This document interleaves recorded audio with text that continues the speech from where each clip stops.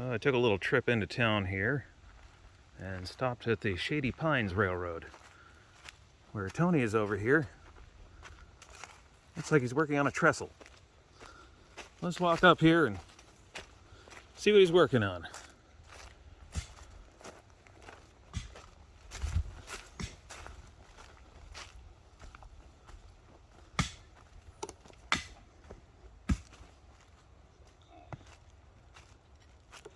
So the logging branch appears to be coming along nicely. Whew. I don't know about me. I'm nearly done as well. So, sinking another post hole here. Just took a long time to get it leveled up. I went up and down like a yo-yo to get the right level here, and I must have carried 30 pails, 5 or 10 gallon pails of soil and then sand up here to get the level up. And as you can see by the sides, I'm using the logs. Hardly call them logs, but to this scale they're logs. They're big ones, to build up the sides, and I had to cut all this down to get the rail around here. For example, on the right there's some more I just cut down yesterday, so we can go across the other side there. And then they double up as the sides, and what's left over I burn in the fire, which is nice too. So this level looks pretty good now. What do you think, Aaron? It's I raised it up about 2 feet from what we talked about yesterday, or the day before, whenever you were here. Still looks like a roller coaster to me, but well, yeah, it's not terrible. Yeah, see, and this levels out nicely here, as you can see. Yeah. I'll cut these to angles. Of course, we'll put ties on there and 3/4 inch stone there, ballast there, and I'll screw these directly to these boards. I use up everything I can find in the barn to build these structures. So I try not to buy anything. You've got to buy some things, but try not to. And then you can do it on a dime, which you can do, basically. Yeah. Because this whole railroad was funded. The engine wasn't funded. The engine was expensive as a car, the Climax. However, the rest of it was funded by Aaron putting me in touch with, give me the name of the railroad, the one we bought. Oh yes, the Richmond Mountain Railroad. Yes, which I bought for not a lot of money, and it had a lot of rolling stock, 2 engines, and a shed load of rail, which I'm still using. I then sold 2 of the engines. No, I sold 1 of the engines and 1 of mine, and 2 of the flat cars, etc., for more than I paid for it. So it was good. So basically, and everything else I find in the barn, the wood. Like these big old lumps down here, I'll use them all. I will buy some, but not many. So you can, people are always asking the question on Facebook and on YouTube, how can you fund this? And can I afford this? Correct, Aaron? Oh yes. And you can buy a entry-level engine from Aaron or someone like him for a few thousand. I don't know exactly what his prices are, but it's not more than about $4,500. It's just a little less than 4,000. Yeah. So, and then you've just got to get the rail. And if you wheel and deal and search for second-hand stuff and use what's on hand and pick up 2x4s, green treated, all that, because even the non-green treated one, pressure treated ones, last several years. Yeah, they'll last you 10 years. Yeah, so you can really do it on a budget. And I see the prices people put on these things, and I certainly couldn't afford that. And yet I've got, I don't know how much rail. It goes right round the house, goes off into the distance over there. It zigzags up here and down, and we've just got tons of running time now. Tons of derailing time as well. Yes, a lot of derailing time. But you get that right. So I'm looking at these logs here. Well, I guess they're logs. But they look like bridge timbers to me. They do to me too. Yeah. And the one you're actually sitting on, I was going to use as a bridge timber, and I needed to keep the ballast from falling down the hill. But you're right, I am going to... You have more bridge timbers around here. I see some standing right over there. I'm going to notch these out and make bridge timber. So I'm going to do a real mountain railroad. I just have to get this one here square, here, on this curve, to go across there and then round at the other end again. You see that monstrous tree there? Oh yes. I mean, that is it goes up so far. It's like Jack and the Beanstalk. It's like 70 or 80 feet tall. Oh, I think it's Yeah. more than that, Aaron. It's way more Well, than that. that's a conservative. I think it's about 120 according to the tree man. Okay. Anyway, 120. He knows better than I do. I've already had about 30 or 40 of them out of this property. That one is the last big one, and it's not in my property. The property line is at its base. The one on the left is in my property. Oh. So, no, I don't know whether I'm happy or sad, because if it falls, it'll crush my house anyway. Well, if it falls, it looks like it'll go the opposite direction. Yeah, that's what the tree the way it's does. leaning. So- Which is actually good news. Yeah. Although it might take your trestle out as it comes out. Oh yeah. Well, that's Yeah. not a big deal, really. Yeah. So there you go. No, the other one, yeah, that could be cut up nicely as a I don't know, something. Yeah, but it costs about 8,000 to get them down. Oh, best sell it to somebody who wants some nice clear pine then. Yeah, really. Yeah. Like this was one I had cut down last year. I could get inside of it. It was so rotten. That's too bad. That ruins the value of it. Yeah. And I said, oh, can you take that one down? I'm a bit suspect. Well, look, I can put my head in it.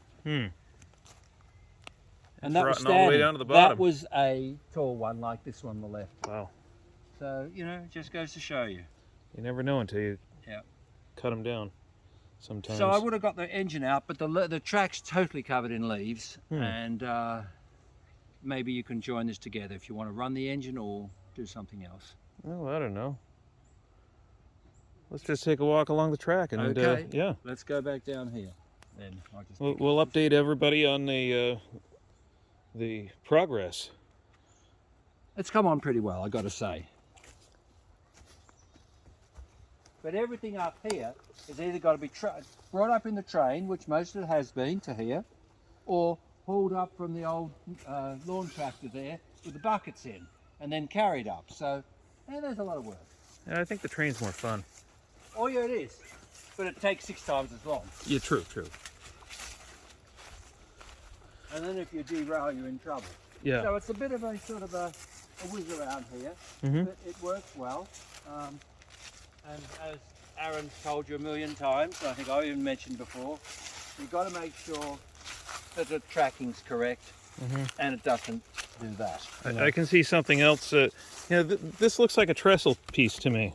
That one there, yeah. Yeah, it looks way too close. Well, Do you it's scrape also- that? It's keeping this up. I've got to take one of these out because they're too close together, because I want the trees here to develop Yeah. well, rather than having a million of them. Well, this one isn't going to develop well because it's already split at the right, so that's the one that at the should come base. out. But this one's too close to the track. Why? It makes you keep your knees in. But it'll also make room for that one down there. Way down there. Yeah. It looks like way down there on the camera, but it's actually only 10 feet. Well, we're going down quite a sort of a descent here now. Mm-hmm.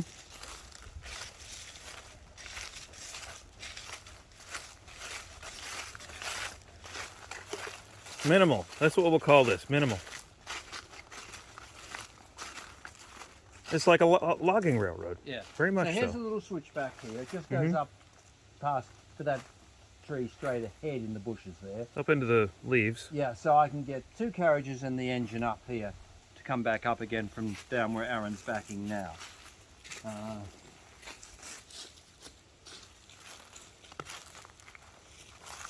And you can see as we're coming lower and lower down, the train line is right down at drive level, car level down there. So it's a long way down even still. Yeah. It's quite the grade.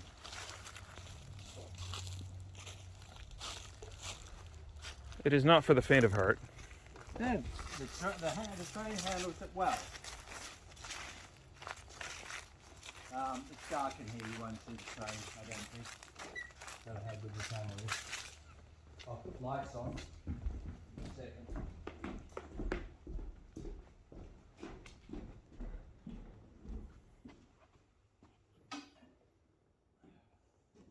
So that's the Climax, it does all the work. Battery operated Climax. The running gear all works on it, the pistons and everything. It's got sound, it's got everything you need. And brakes. which is very important. Even the riding cars are braked because of the steepness of everything. I still think it's got the proportions of a forney. Of a what? A forney. I don't know what a forney is. It's not a geared engine. Oh.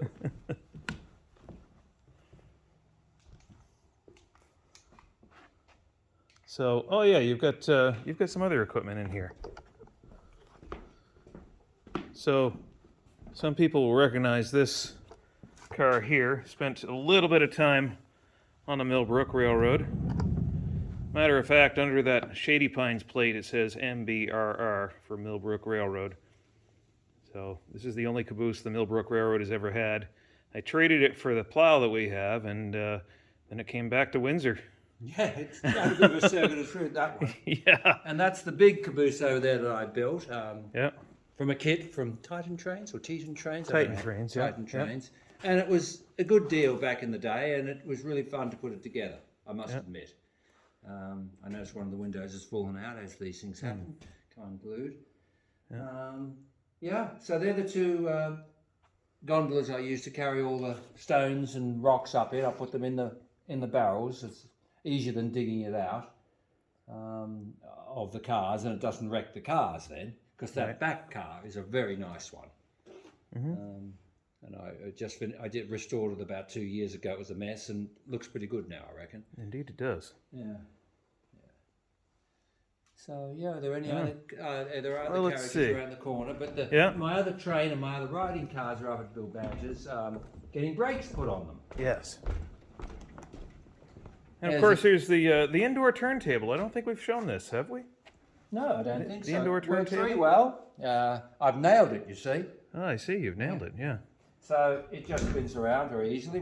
It only takes one carriage on it, which is all. And you just go to each one, slip the old nail in. Bob's your uncle.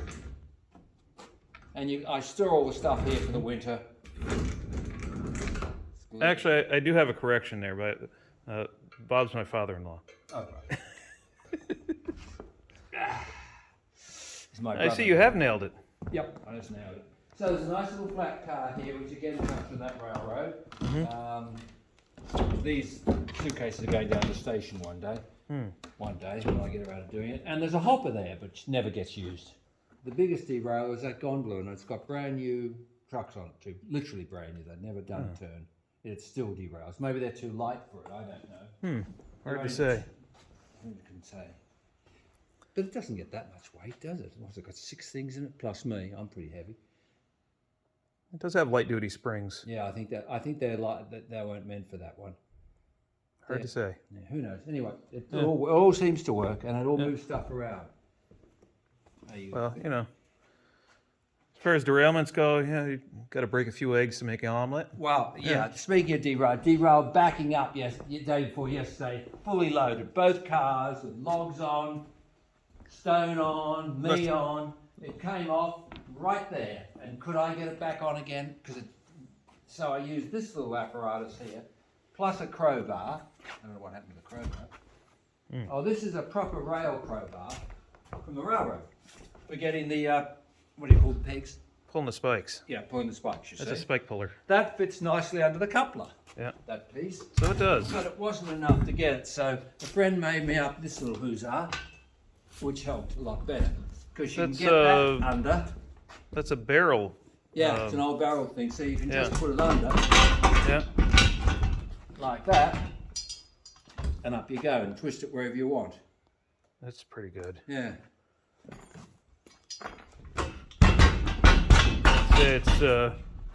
It's certainly heavier than my Loco Jack. This works well. Yeah. Because that's a heavy engine. That one. And that's good for heavy stuff. Yeah. And portable. And portable. Very portable. Yeah. You don't have to carry it. No. So, yeah. Okay. Guess that's the update on the Shady Pines, huh? Yep, that's the update. Well,